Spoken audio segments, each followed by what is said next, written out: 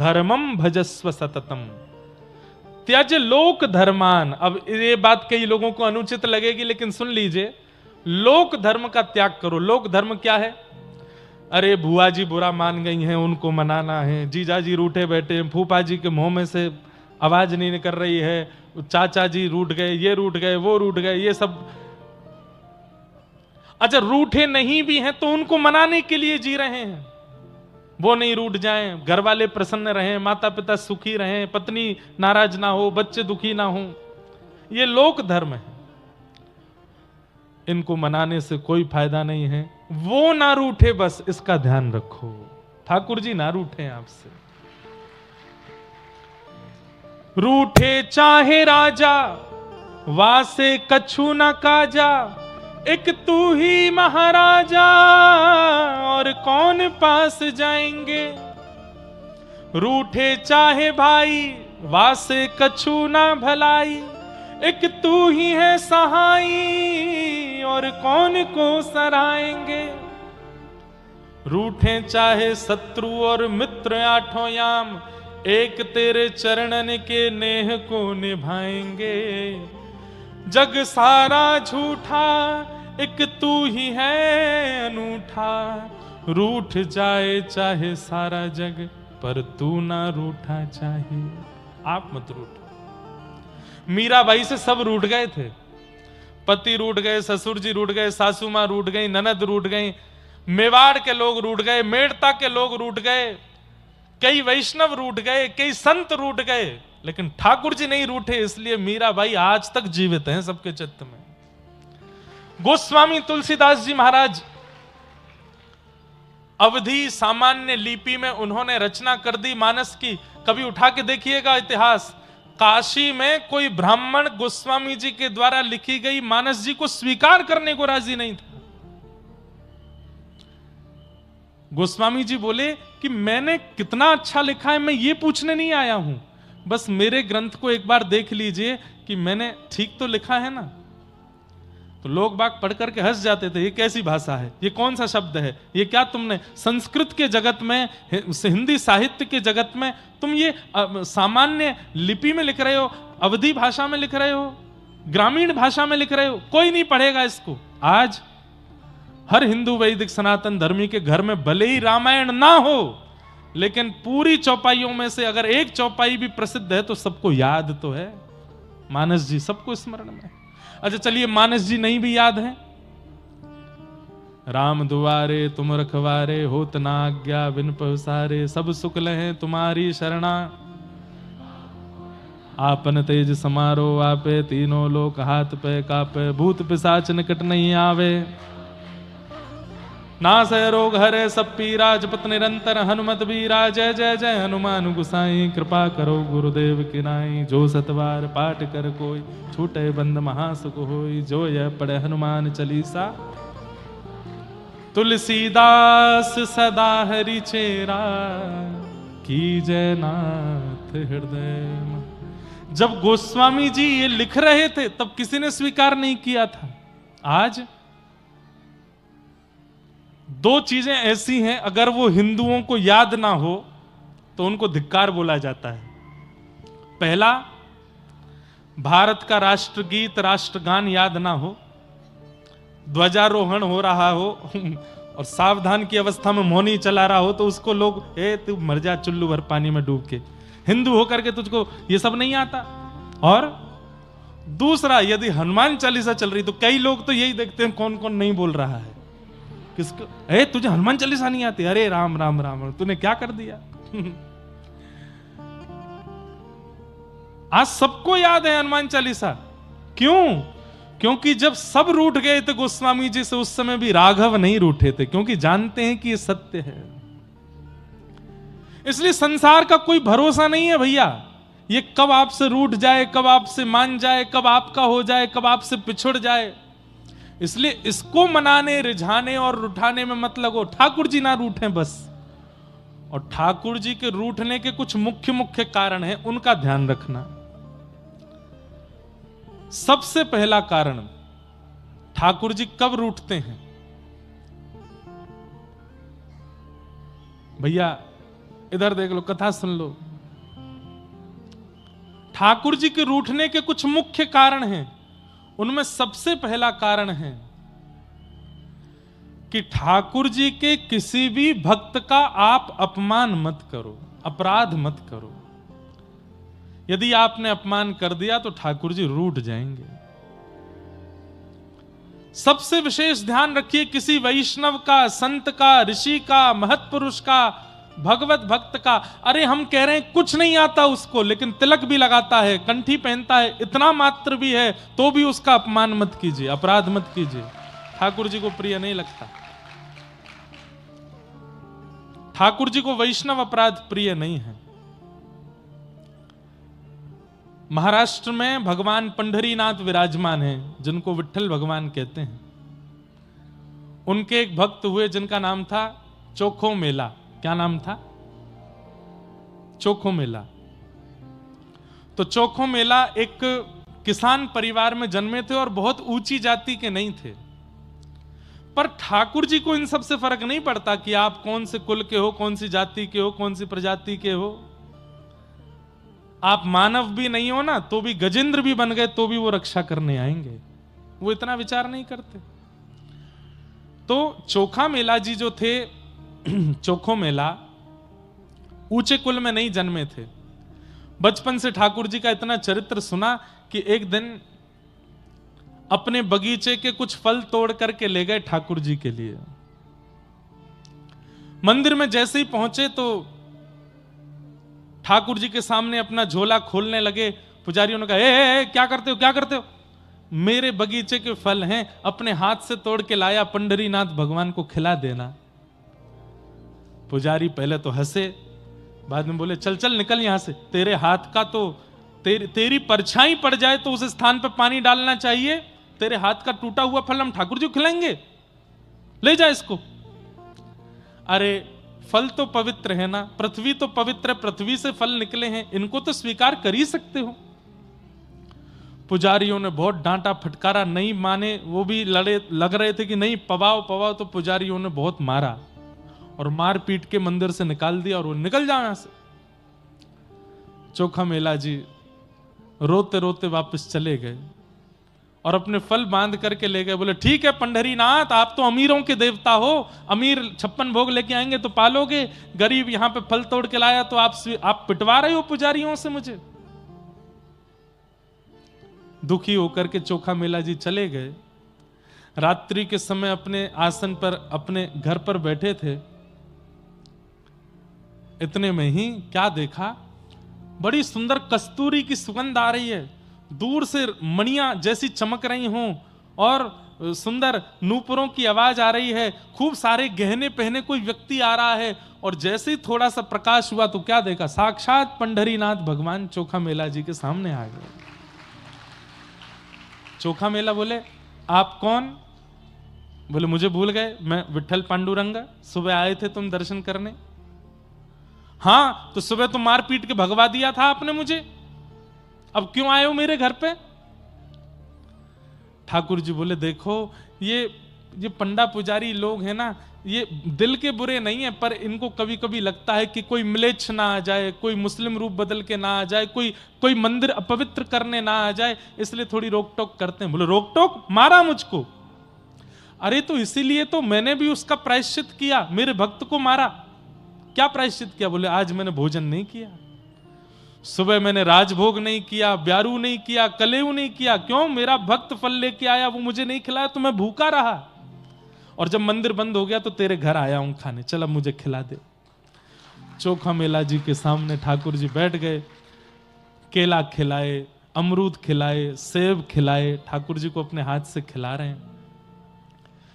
कुछ फल बच गए तो ठाकुर जी अपनी पीतांबरी आगे करके बोले, ये फल दे दो, मैं बांध के ले जाऊंगा। तो चोखा मेला बोले, यहीं खा लीजिए। तो ठाकुर जी बोले, मैंने भोजन नहीं किया था ना, तो रुक्मणी जी भी भूखी हैं, वो भी भूखी बैठी हैं, तुम्हारे फल ले जाऊंगा तो रुक्मणी जी को खिला दूंगा, उनको भी पवा दूंगा मैं। चोखा मेला जी बड़े प्रसन्न हो गए, फल भर के दे दिए।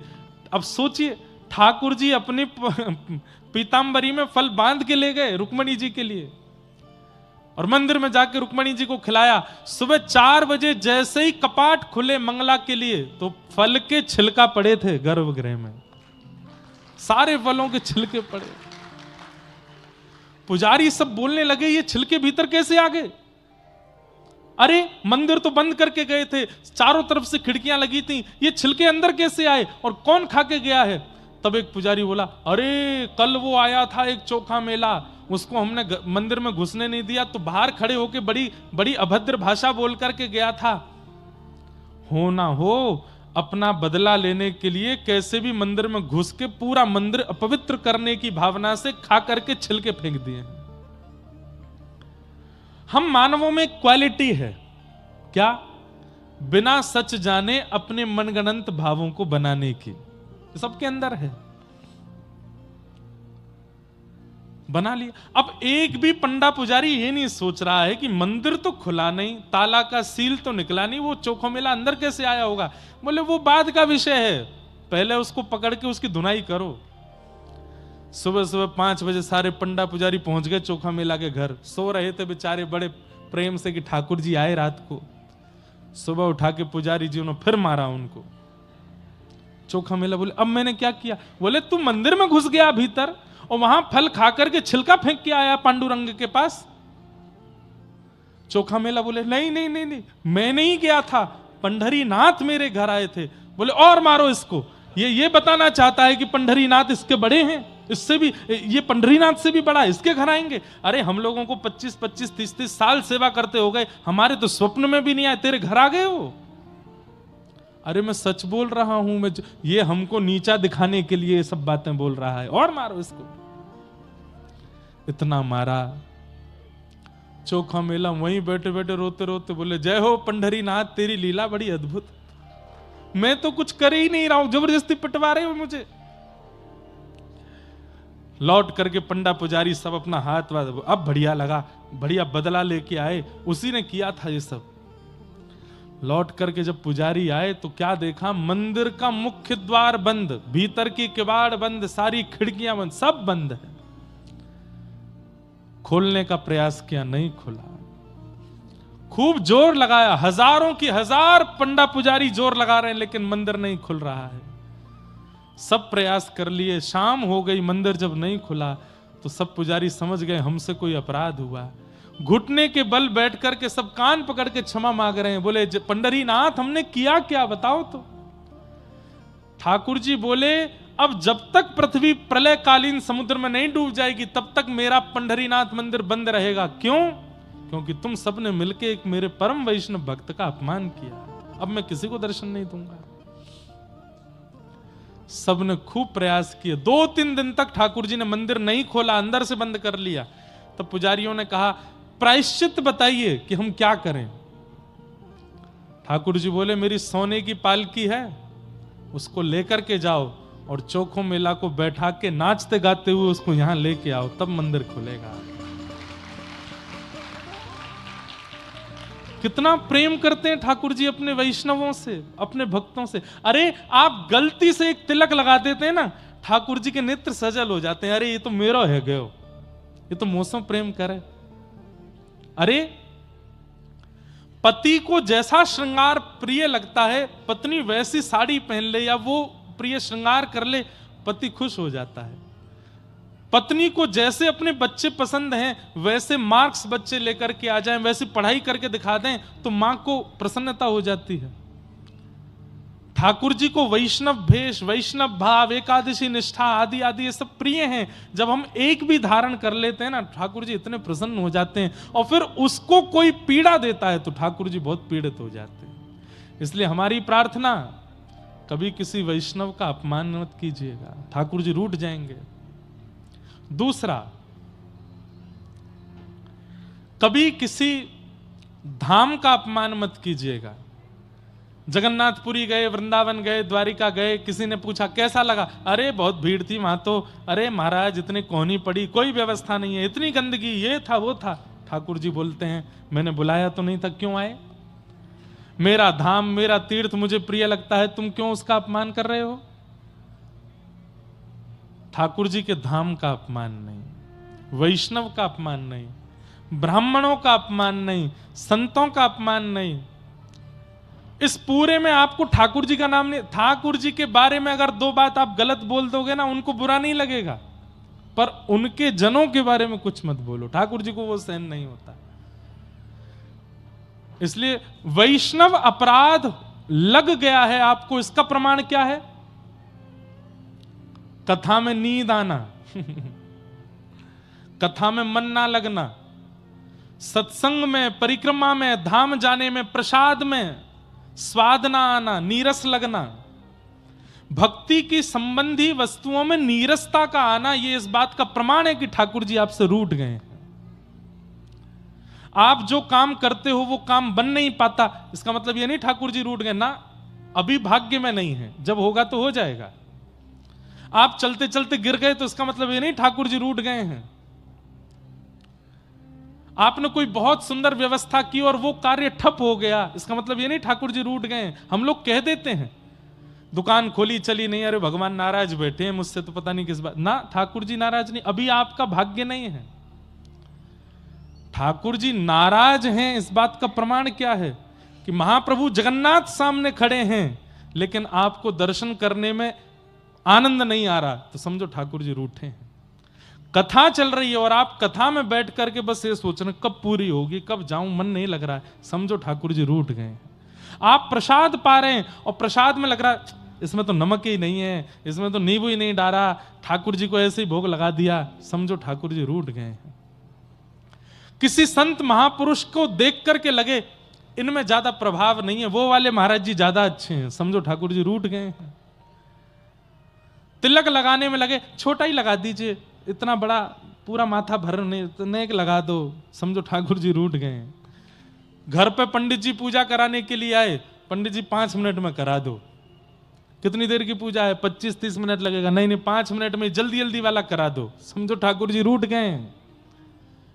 भगवत क्रियाओं में मन ना लगना, रुचि ना लगना, आनंद का संवर्धन ना होना, इस बात का प्रमाण है कि ठाकुर जी आपसे रूठ चुके हैं। इसलिए ये सब रूठ जाएं कोई बात नहीं, वो नहीं रूठना चाहिए। अपनी क्रिया, अपनी व्यवस्था, अपना स्वभाव, अपना नियम ऐसा निर्माण करो कि वो आपसे कभी ना रूठे।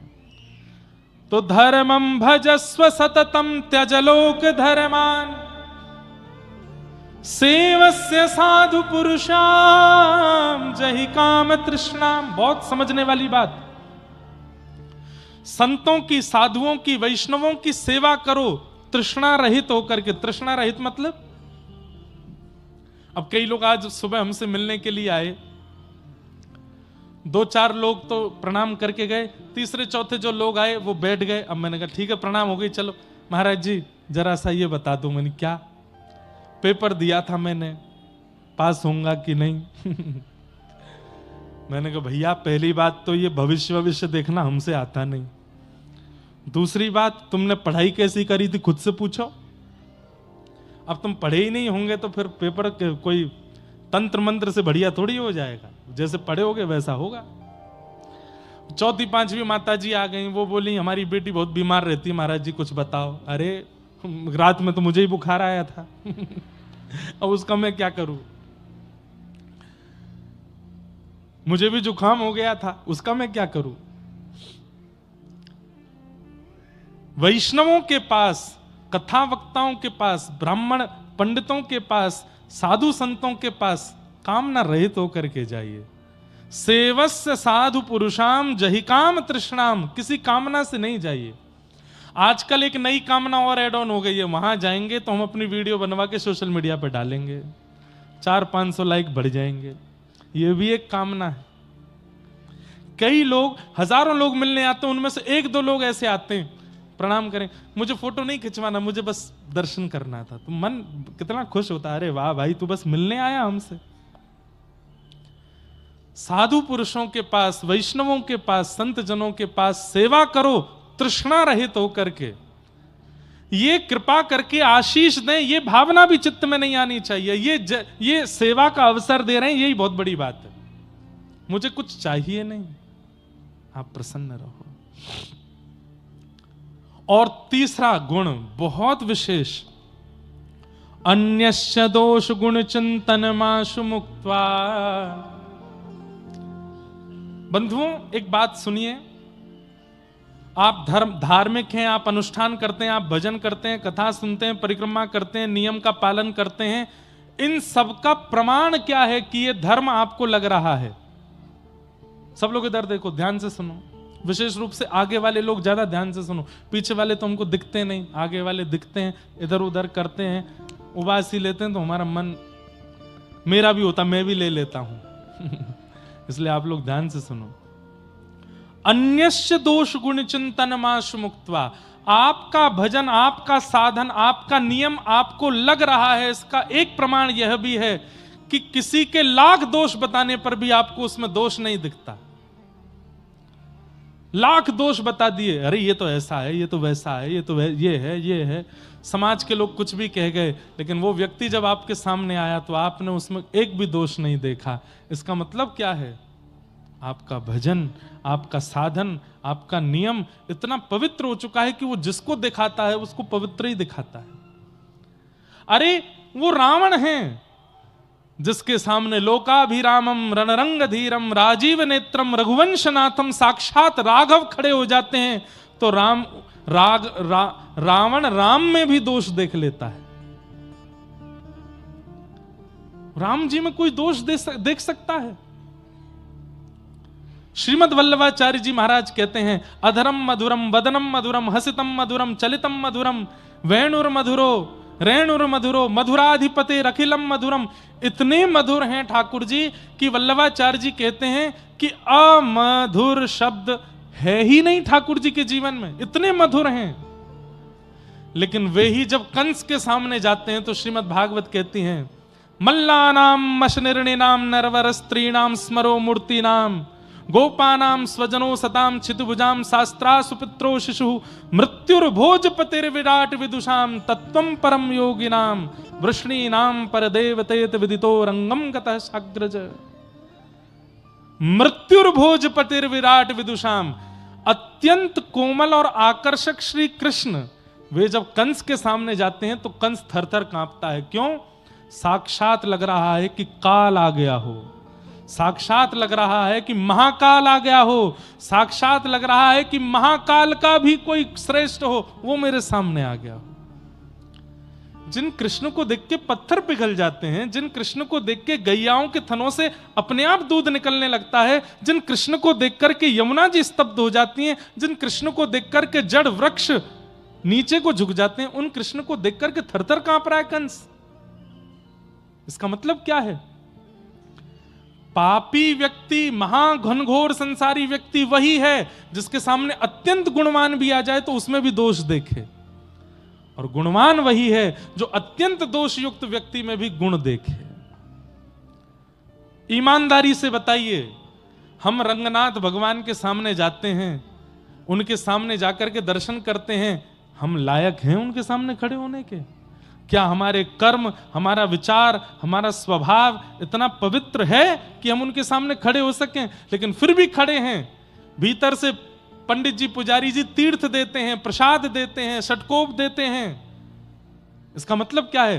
ठाकुर जी की दृष्टि कैसी है? लाख दोष हैं हमारे अंदर, फिर भी हमारा गुण देख करके हमको स्वीकार करते हैं। येनम रक्ष जगन्नाथ बहुजन्मापराधनम, इसने बहुत अपराध किए लेकिन फिर भी उसकी रक्षा करने की जिम्मेवारी ठाकुर जी रखते हैं। सीधी बात, बहुत लंबी चौड़ी बात ना कह के कह दूं, ठाकुर जी का स्वभाव क्या है, देव का स्वभाव क्या है? लाख अवगुण वाले व्यक्ति में भी गुण देख ले वो देव है। और दैत्य का स्वभाव क्या है? अत्यंत गुणवान व्यक्ति में भी अवगुण देख ले, ये दैत्य का स्वभाव है। हम लोगों का स्वभाव कैसा है? कथा सुनकर के जब जाते हैं तो श्रोताजन बात करते जाते हैं, कथा तो बढ़िया थी, बढ़िया कथा थी। तो दूसरी माता जी कहता बढ़िया थी, भजन तो गाए ही नहीं, 2 घंटा बैठे रहे हम, कुछ सुनाया ही नहीं। तीसरी कहेगी नहीं भजन तो नहीं गाए पर कथा तो ठीक ही कर रहे थे। तीसरी बोली नहीं नहीं, उनसे ज्यादा बढ़िया वो वाले व्यास जी थे, वो चुटकुल्ला भी बोलते थे बीच कथा में, हंसी आती थी। दोष जल्दी दिखता है हमको।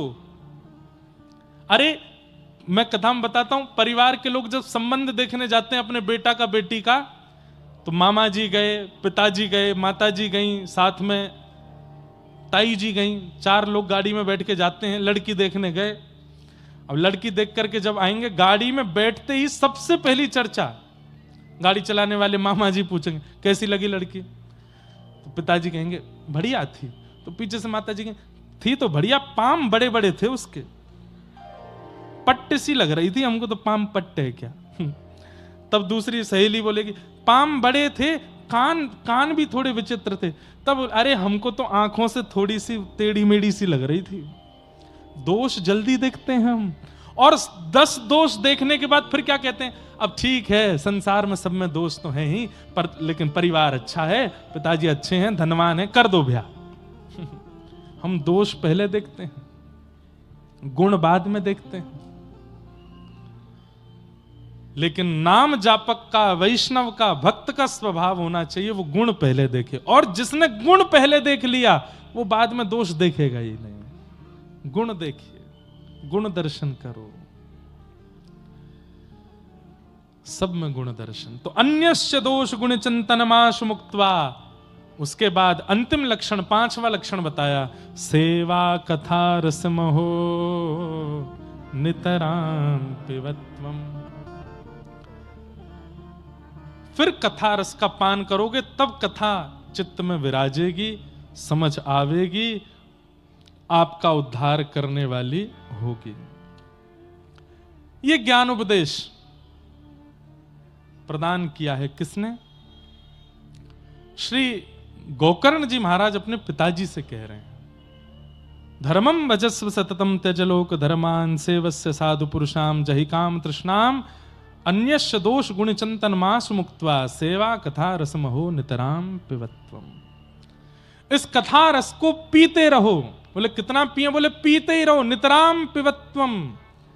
बंधुओं, आपने, ये तो कटनी वालों का सौभाग्य, 1.5 महीना पहले भी हम आए थे, 1.5 महीना के अंदर दोबारा आ गए। 1.5 महीना हुआ, 2 महीने हो गए हैं, 1.5 ही हुआ ना। कौन से नवंबर में आए थे, अब फरवरी का प्रारंभ है आज से।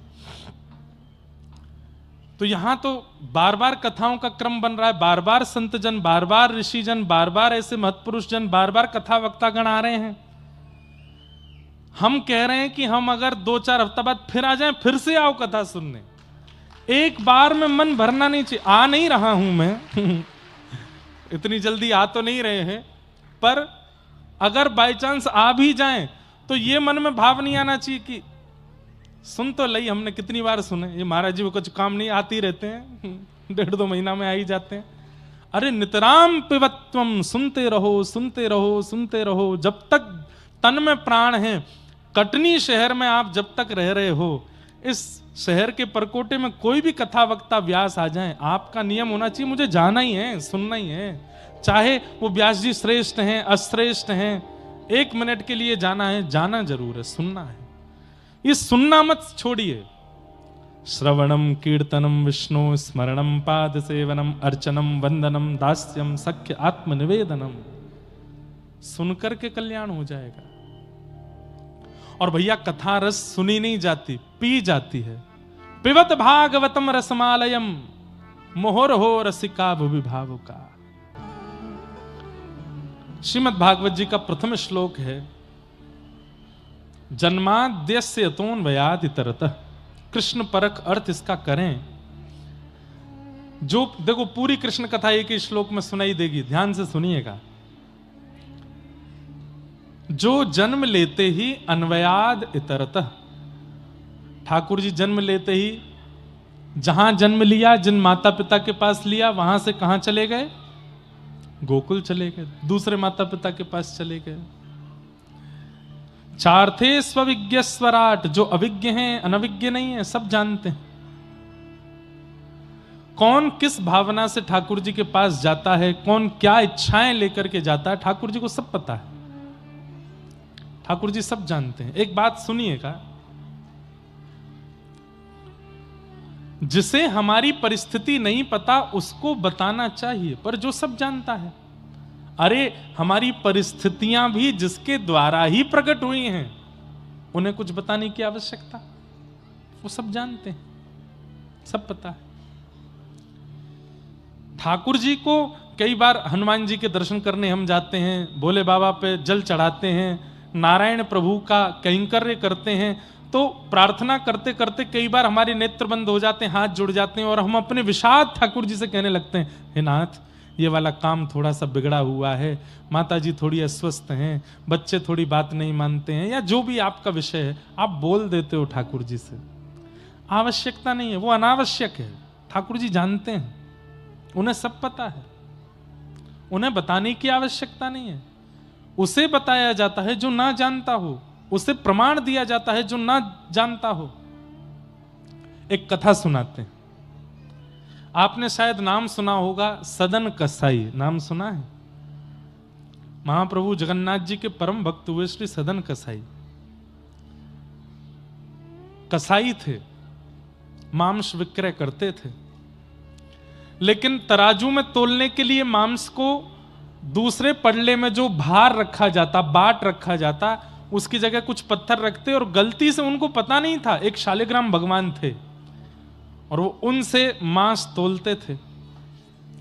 जब मांस तोलते थे तो शालिग्राम भगवान लुढ़कते थे दूसरी तरफ। एक बार कोई साधु जा रहे थे, मुंह पे कपड़ा रख के, कसाई की दुकान है, तो कपड़ा रखते हुए गए, उनकी दृष्टि जैसी पड़ी, साधु तो इसलिए देखते हैं कि भाई इन जीवों का भी, इन पे भी भगवान कृपा करे जो बेचारे निर्दोष रूप से कट गए हैं। तो साधु की दृष्टि पड़ी तो उन्होंने देखा दूसरे पडले में तो मांस था ये, पर इधर वाले पडले में ऐसा क्यों लग रहा है कि शालिग्राम भगवान है, ये पत्थर समझ के इसने रख लिए हैं। साधु लौट करके आए, फिर से देखा शालिग्राम जी थे। उन्होंने कही, भैया भैया हो, भैया देवता, तुम जो कर रहे हो ना ये तो पाप है ही, पर उससे भी बड़ा महापाप तुम ये कर रहे हो कि तुमने दूसरे पडला में ठाकुर जी धरे हैं। सदन कसाई भले ही कसाई थे लेकिन हृदय से बड़े सरल थे। महाराज जी मुझे पता नहीं था। बोले भगवान है, इनको हमें दे दो। महात्मा ले गए। कथा सबको पता है, मैं सूक्ष्म में जो मूल बात है उस पर आऊंगा, लेकिन थोड़ा सुना दूं, जिन्होंने नहीं सुनी वो सुन लो। सदन कसाई के यहां से ठाकुर जी को ले गए। साधु महात्मा लेकर के गए, पंचामृत अभिषेक किया, इत्र लगाया, चंदन लगा करके ठाकुर जी को तुलसी माला पहनाई, चांदी के सिंहासन पर विराजमान किया, 56 भोग लगाए। रात्रि में स्वप्न में ठाकुर जी आ गए और स्वप्न में आके ठाकुर जी बोले, मेरो मन ना लग रहा। महात्मा बोले, आपका मेरे घर मन नहीं लग रहा? बोले नहीं। कहां जाना है आपको? वृंदावन जाना है, जगन्नाथपुरी जाना है, बद्रीनाथ जाना, कहां जाना है आपको? कहां मन लगेगा? बोले मोए वही के पास जानो है, सदन कसाई के पास। तो साधु बोले, कसाई है वो, निर्दोष निर्मम जीवों की हत्या करके उनका मांस बेचता है, उसके पास जाना है।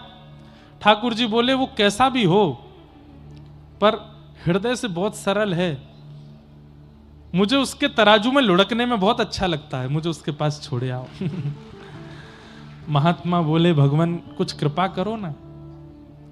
ठाकुर जी बोले, वो सदा के लिए सुधर जाएगा, तुम जाकर के जब उसको अनुग्रहित करोगे।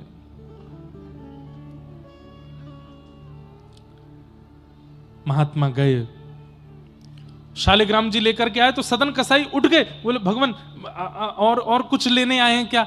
और कोई भी भगवान है क्या मेरे पास? बोले नहीं, वो तो नहीं है, इनको वापस देने आए। बोले क्यों?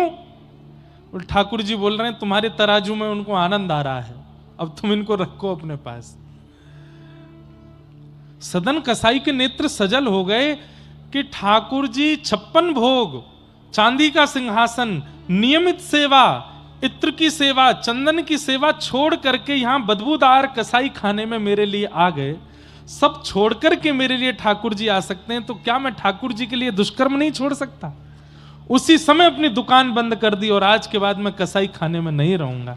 ठाकुर जी ने जब मेरे लिए सिंहासन छोड़ दिया, मेरे लिए सेवा छोड़ दी, मेरे लिए पवित्रता छोड़ दी, मैं ठाकुर जी के लिए अपवित्रता नहीं छोड़ सकता, छोड़ दिया। बंधुओं, अगर ये विचार हर वो व्यक्ति करने लगे जिसके घर में ठाकुर जी की सेवा है, तो उसका घर ही मंदिर बन जाएगा। सोचिए, आप सबके घर में जो ठाकुर जी विराजमान हैं, या तो वो अयोध्या से आए हैं, या तो वो वृंदावन से आए हैं, या तो वो जगन्नाथपुरी से आए हैं, या वो द्वारिका से आए हैं। एक बार विचार करो, ठाकुर जी मेरे लिए धाम छोड़ करके आ गए, मैं ठाकुर जी के लिए दूषित काम नहीं छोड़ सकता? मैं क्या ठाकुर जी के लिए अपने घर को पवित्र नहीं रख सकता? यशोदा मैया की गोद में पलने वाले ठाकुर जी मेरी गोद में बैठ के श्रृंगार करा रहे हैं, मैं इनके लिए शुद्ध नहीं हो सकता? इतना विचार करने मात्र से ठाकुर जी की सेवा आपको प्राप्त हो जाएगी। तो सदन कसाई ने नियम ले लिया कि अब मैं जगन्नाथ जी का दर्शन करने जाऊंगा। तो अब मूल कथा जो हमको सुनानी थी कि ठाकुर जी सब जानते हैं, उनसे कुछ छुपा नहीं है। तो सदन कसाई जगन्नाथपुरी के लिए निकले। सुंदर रूप था उनका, सुंदर थे। एक नगर में पहुंचे तो वहां एक नगर पर एक मनचली एक रहती थी। विवाह उनका हो चुका था, लेकिन उनके मन किसी पे भी आ जाते थे। सदन कसाई को जब उन्होंने देखा तो इनके ऊपर उस स्त्री का मन आ गया। रात्रि का समय, सदन कसाई तो अपने मार्ग पे ही चद्दर सी लगा के सो गए। सुबह उठ के निकलना है, पुरी के मार्ग पे थे, पुरी जा रहे थे। बहुत ध्यान से सुनिएगा। उस स्त्री का इन पर मन आ गया, तो इनकी दृष्टि भी उस स्त्री पर पड़ी, तो इन्होंने तो दूर से उसको प्रणाम किया। सबको प्रणाम करते थे। तो उस स्त्री ने इनको कोई इशारा किया जिसको ये समझ नहीं पाए, और इशारे में उस स्त्री ने ऐसा कहा कि अगर तुम मुझे स्वीकार करो तो मैं अपने पति का वध करके तुम्हारे साथ आ जाऊंगी। ऐसा कुछ इशारा किया। लेकिन सदन कसाई तो बड़े भोले भाले, इन्होंने तो हाथ ही जोड़ के हाँ हाँ कर दी होगी कुछ, और उस स्त्री ने अपने पति का वध कर दिया। और वध करके आ गई इनके पास, बोले अब मुझे स्वीकार करो। सदन कसाई बोले, मैया, माता, देवी, मैं तो ठाकुर जी से मिलने के लिए निकला हूं, संसार में फंसने के लिए नहीं आया हूं। यदि संसार मेरी इच्छा होती तो मैं तुम्हें स्वीकार कर लेता, लेकिन ठाकुर जी मेरी इच्छा है, ठाकुर जी मेरी गति है, उनको छोड़ मैं ये संसार में नहीं पड़ना चाहता। आप मैया मुझे पुत्र मान लो, मुझे भैया मान लो, लेकिन मैं आपका पति नहीं बन सकता। अब वो स्त्री तो बोली, अरे तेरी वजह से मैंने अपने पति के वध कर दिया। बोले सदन कसाई, तुमने मार दिया उनको? बोले हाँ। बोले मैंने इशारा तो किया था। बोले मुझे क्या पता कि तुम क्या इशारा कर रही हो। अब उस स्त्री ने पूरे नगर में हल्ला कर दिया कि इनके कहने पर और इसी ने ही मेरे पति को मरवाया है, ऐसा करके पूरा दुष्प्रचार कर दिया। सदन कसाई दुखी नहीं हुए, जगन्नाथ जी से बोले, हे जगन्नाथ, एक बार इन नेत्रों को आप दिख जाते, फिर भले ये जीवन में ये सारे प्रमाद आ जाते तो मैं सह लेता।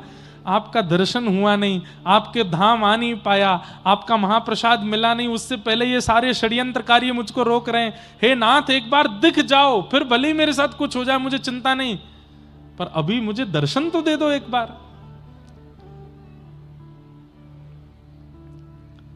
राजा, जो उस नगर का राजा था, उसने सदन कसाई को बुलाया और कहा, देखो इस स्त्री ने जो आरोप लगाए हैं उससे तुम दोषी साबित होते हो। बताओ तुम्हें क्या दंड दिया जाए। जो तुमने किया है उससे मृत्युदंड ही तुमको मिलना चाहिए। सदन कसाई बोले, देखिए मुझे मृत्युदंड स्वीकार है, पर मैं एक कार्य के लिए निकला हूं, वो करके आ जाऊं, फिर मुझे मार दीजिएगा। तो जनता चिल्लाने लगी। जनता सबसे पहले समर्थन में आती है, नहीं नहीं नहीं नहीं, इसको मारना है, और हमने तो देखा था, इसने इशारे किए थे। सदन कसाई बोले, तीसरा आदमी नहीं था वहां पे, फिर भी देखो सब राग में आलाप ले रहे हैं, हमने देखा था, हम इसके सबूत हैं, हम गवाह हैं, इसको मृत्युदंड दो। राजा बोले, भैया देखो, जिसको मृत्युदंड देते हैं उसकी अंतिम इच्छा भी माननी पड़ती है। उसकी अंतिम इच्छा यह है कि मैं दर्शन कराऊं फिर मार देना, तो नहीं नहीं, आप ऐसे कैसे छोड़ तक, आप राजा हैं, हमको न्याय दिलाइए, हम इस अबला नारी के साथ में हैं, इसको न्याय मिलना चाहिए। राजा ने सदन कसाई को देखा, बोले भैया तेरी तरफ एक भी वोट नहीं है, अब क्या करूं मैं। सदन कसाई बोले एक काम कर दीजिए। बोले क्या? मुझे मृत्युदंड लौटने पर दे दीजिएगा, पर अभी इन सबको संतोष हो जाए मेरे दोनों हाथ काट दीजिए, आप मेरी दोनों भुजाएं काट दीजिए। राजा ने सब लोगों से कहा, बोले भैया ये भी छोटी बात नहीं है, कोई व्यक्ति अपनी भुजा आगे कर रहा है कि काट दीजिए, वो किसी काम का नहीं रह पाएगा जीवन भर, मृत्युदंड भी इसको दे देंगे लेकिन इसकी भुजा काट देते हैं। तो सब बोले हाँ भुजा काटो, कुछ तो करो करो। लेकिन दोनों भुजाएं काट दी सदन कसाई के, कोई दोष नहीं था उनका, निर्दोष। और बंधुओं, जब निर्दोषों को दंड दिया जाता है ना, तो फिर केस ठाकुर जी की अदालत में पहुंच जाता है। फिर ठाकुर जी देखते हैं, उस निर्दोष को चाहिए सबूत ना प्रस्तुत करे, प्रतीक्षा करे, ठाकुर जी लेके आएंगे सब कुछ। सदन कसाई के दोनों हाथ काट दिए। सदन कसाई रो तो रहे हैं लेकिन प्रसन्नता में रो रहे हैं। किसी शुभ चिंतक ने आकर के पूछा, तुम्हारे दोनों हाथ काट दिए, तुम्हारे दोनों हाथ काट दिए, तुम फिर भी हंस रहे हो, तुम फिर भी प्रसन्न हो, क्यों?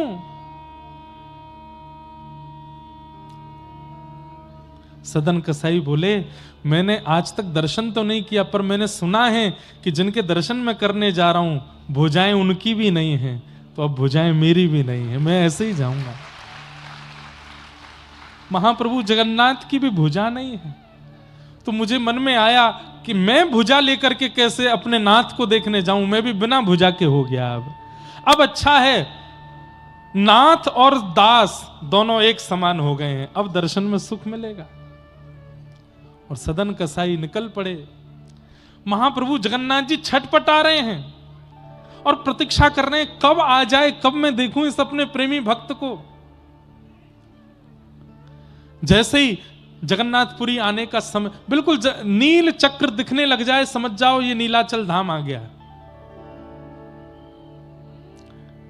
बंधुओं, मेरा इतना मन कर रहा है कि मैं अभी जगन्नाथपुरी चला जाऊं, महाराज जी को देखता हूं, और जब जगन्नाथ जी की चर्चा करता हूं इतना हिलोर उठती हैं कि बस मैं अभी पहुंच जाऊं, देख आऊं एक बार महाप्रभु जी को। इतना अच्छा लगता है जगन्नाथपुरी में। जैसे ही नील चक्र दिखाई दिया, मंदिर का नील चक्र किलोमीटरों दूर से दिखाई दे जाता है जगन्नाथपुरी में। आहा, नृत्य करने लगे सदन कसाई, लेकिन इतना रक्त निकल चुका है कि शरीर में अब ताकत नहीं चलने की, तो कभी कभी बेहोश होकर गिर जाते हैं। 4-4 घंटे बाद होश आता है, फिर उठ के चलते हैं, फिर गिर जाते हैं। महाप्रभु जी से वहां सहन नहीं हो रहा।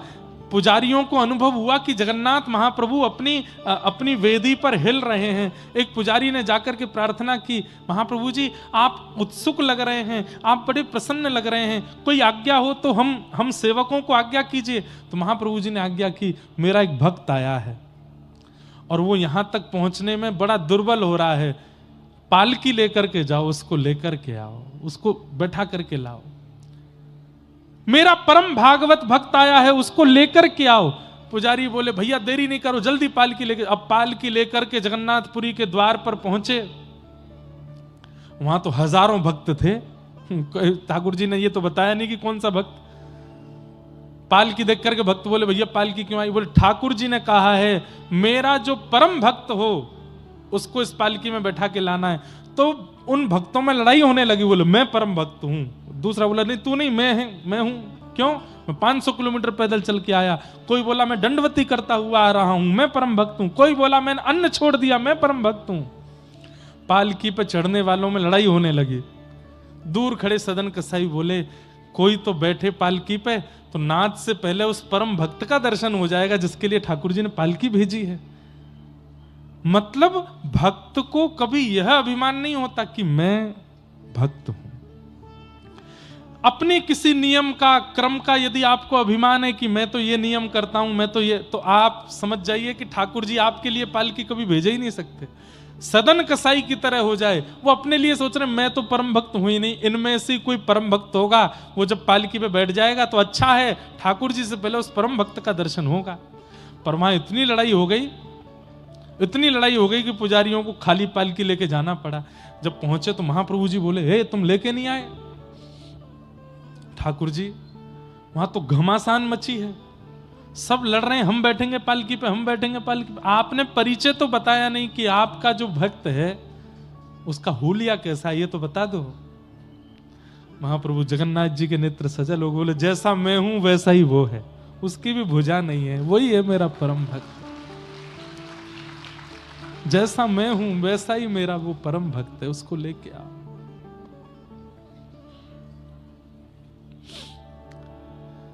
पुजारी पालकी लेकर के गए और उन हजारों की भीड़ में सबसे दूर कोने में बैठे हैं सदन कसाई, बिना हाथों के।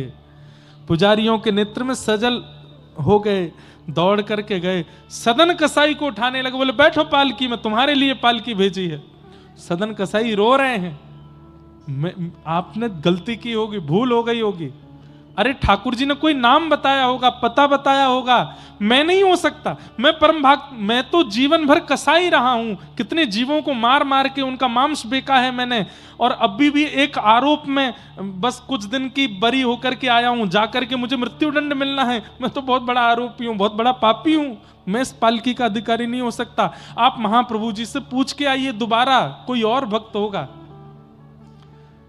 पुजारियों ने कहा, ठाकुर जी ने नाम नहीं बताया, पता नहीं बताया, स्वरूप बताया, और स्वरूप में जैसे महाप्रभु जी हैं वैसे तुम हो, तुम्हारे लिए आज्ञा की, बैठो। जबरदस्ती बैठा करके लेके आए हैं। इतना प्रेम, इतना करुणा, इतना अनुग्रह तो सदन कसाई ने सोचा भी नहीं था कि महाप्रभु जी देंगे। जैसे ही महाप्रभु जी के द्वार पर आए, जगन्नाथ मंदिर के सिंह द्वार के भीतर ही पतित पावन भगवान का दर्शन होता है। पतित पावन भगवान को देख करके दंडवत किया पालकी से उतर के सदन कसाई ने। आज तक उनके मन में यह नहीं आया कि मेरे हाथ कट गए। सब लोग इधर देखो, ध्यान से सुनो। आज तक मन में नहीं आया मेरे हाथ कट गए, लेकिन आज जैसे ही प्रणाम किया तो प्रणाम करने पर ये भुजाएं उठ नहीं पा रही थीं। तब पहली बार मन में आया कि मेरी भुजा होती तो मैं अपने महाप्रभु जी को दंडवत साष्टांग प्रणाम करता, लेकिन भुजा तो नहीं है। अब बंद हो गया, लेकिन पहले जगन्नाथपुरी में नियम था, प्रत्येक दर्शनार्थी महाप्रभु जी को आलिंगन करते थे, सब जाकर के महाप्रभु जी को पकड़ते। यही सोचते जा रहे हैं सदन कसाई कि मैं आलिंगन करूंगा कैसे, आलिंगन के लिए तो भुजा चाहिए, मेरे पास तो भुजा है ही नहीं। महाप्रभु जी बाह पसार करके खड़े, मैं कैसे आलिंगन करूंगा।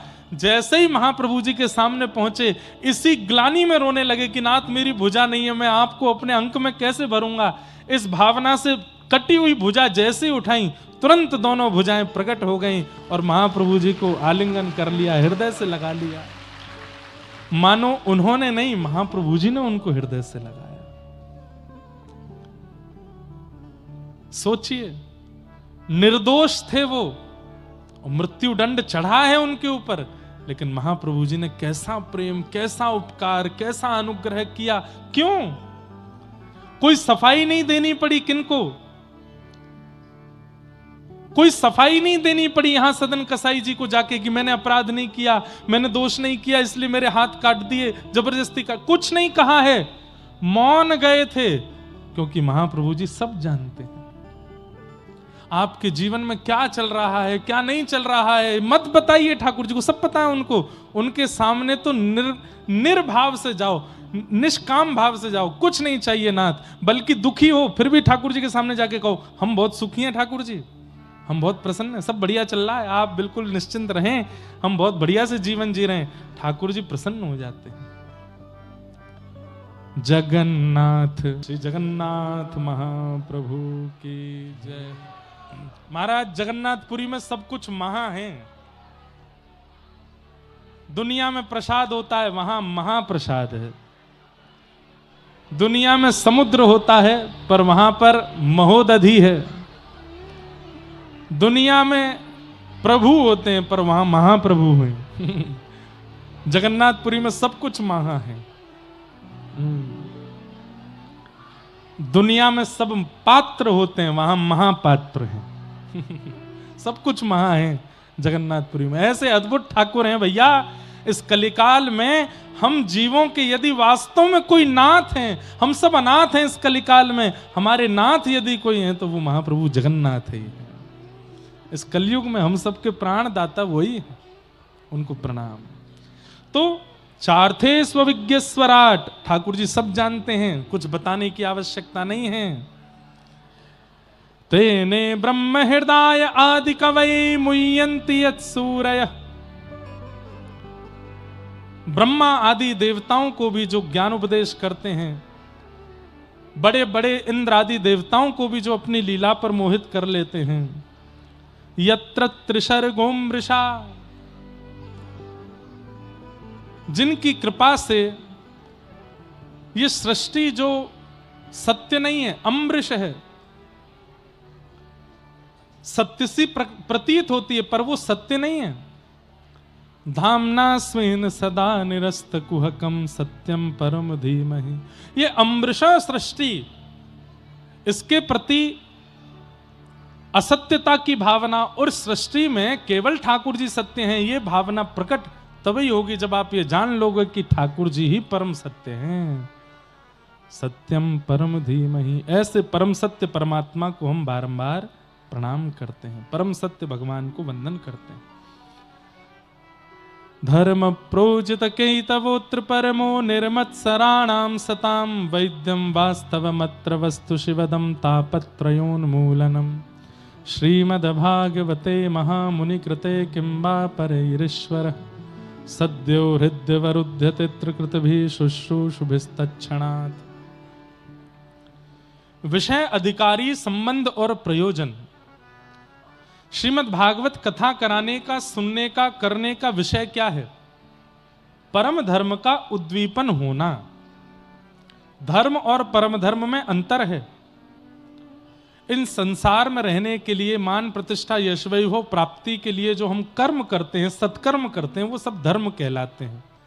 पर भगवत प्राप्ति के लिए जो हम क्रिया करते हैं वो परम धर्म कहलाता है। आप तिलक लगाते हैं, शिखा रखते हैं, धोती पहनते हैं, धर्म का पालन करते हैं, गुरु आज्ञा मानते हैं, माता पिता की सेवा करते हैं, सब धर्म हैं।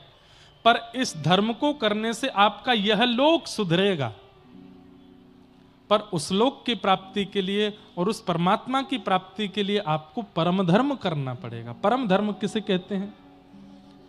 जहां पर शरीर के सुख की कामना नहीं है, आत्म कल्याण की भावना है कि शरीर में विद्यमान जो वो दिव्य चेतना है, वो आत्मा है, उसका उद्धार हो, जैसे भी हो उसका कल्याण हो, ये भावना चित्त में जब आ जाती है तब वह परम धर्म का रूप ले लेता है। हम सब लोग धार्मिक हैं, परम धार्मिक नहीं है। धर्म तो करते हैं पर परम धर्म का विचार नहीं करते। अब देखा जाए, सब मंदिर जाते हैं, सब चंदन लगाते हैं, सब तिलक लगाते हैं, सब हनुमान चालीसा करते हैं, पर अधर्म करते समय बिल्कुल भी घबराते नहीं। इसका मतलब परम धर्म नहीं है चित्त में। श्रीमद् भागवत का विषय क्या है?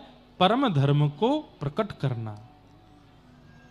ध्यान पूर्वक सुनिएगा हमारी बात। धर्म और परम धर्म दोनों में अंतर क्या है? आप परिक्रमा लगाने के लिए गए, गिरिराज जी की परिक्रमा, कामतानाथ जी की परिक्रमा, मैहर देवी माता के दर्शन करने पैदल गए, ये क्या है? धर्म है कि परम धर्म है? ये धर्म है। क्यों? शारीरिक क्रिया है, शरीर से परिक्रमा लगाई जा रही है।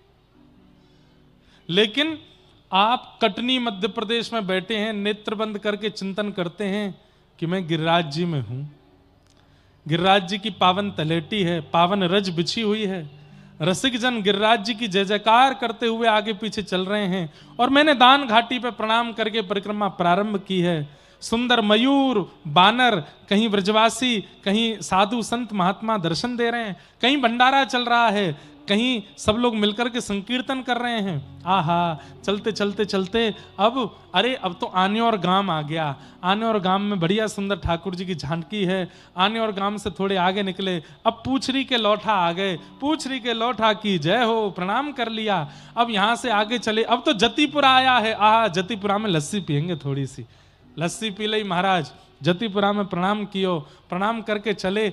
थक गए हैं, तोरे पामों में दर्द हो रहा, नेक बैठ गए हैं। व्रजरज को माथे से लगा रहे हैं। थोड़े और आगे चले, बड़ी परिक्रमा पूरी हो गई, प्रणाम करके छोटी परिक्रमा में प्रवेश कर गए हैं।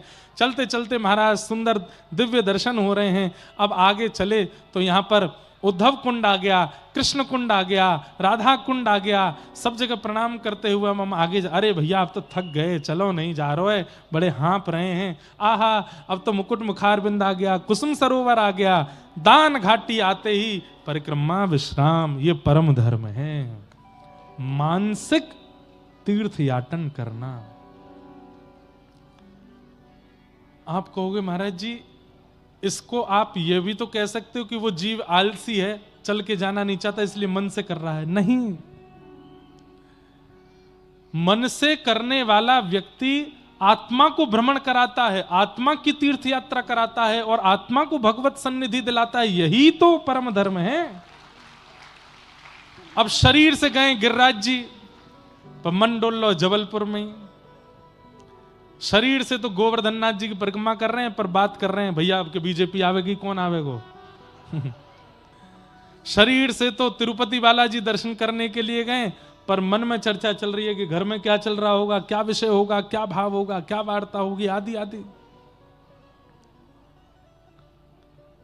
वो धर्म तक सीमित रह जाता है क्योंकि मन वहां नहीं लगा।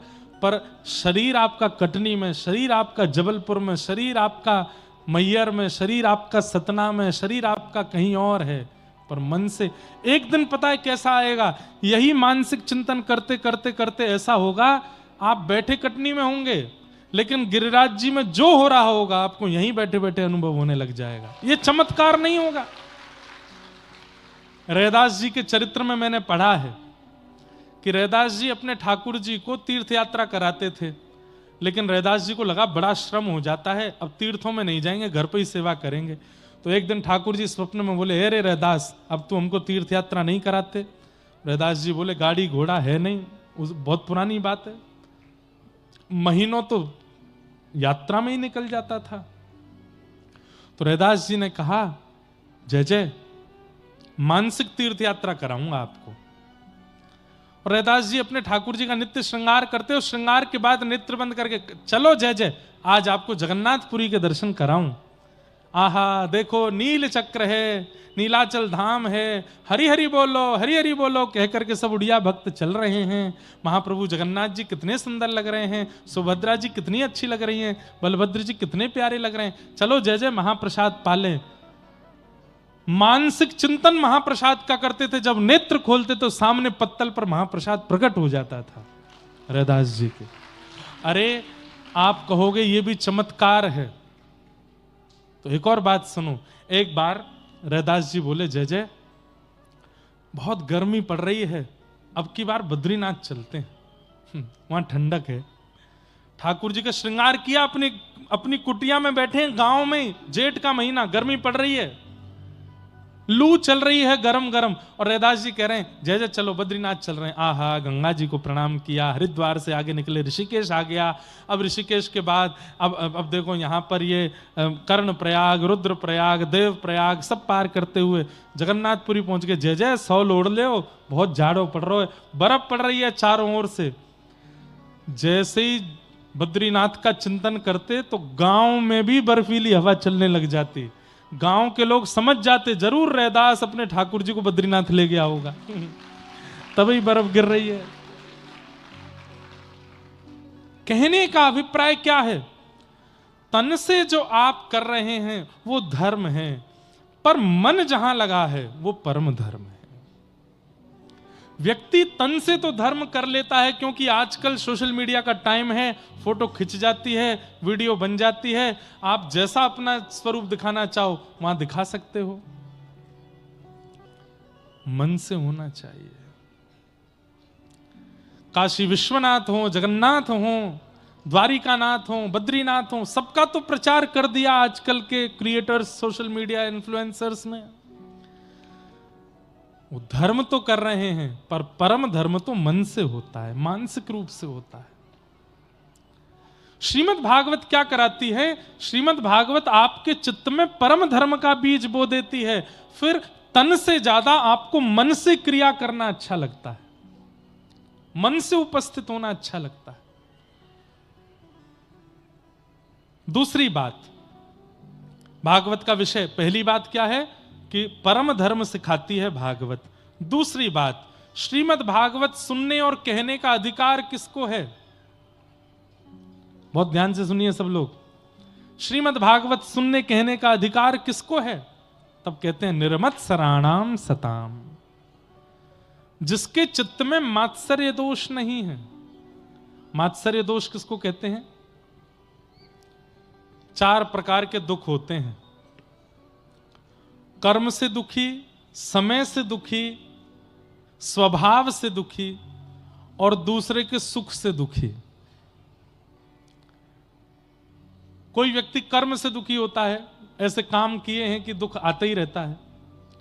कोई व्यक्ति समय से दुखी रहता है, समय खराब चल रहा है। कोई व्यक्ति स्वभाव से दुखी होता है। लेकिन इस संसार में सबसे ज्यादा संख्या है दूसरे के सुख से दुखी होने वालों की। वो दुखी क्यों है? क्योंकि उसने किसी को हंसते हुए देख लिया, इसलिए दुखी है। कि वो हंस क्यों रहा था, वो खुश क्यों है, वो प्रसन्न क्यों है, वो इतना आनंद में क्यों है, हमसे देखा नहीं जा रहा है। सुखी मत हो।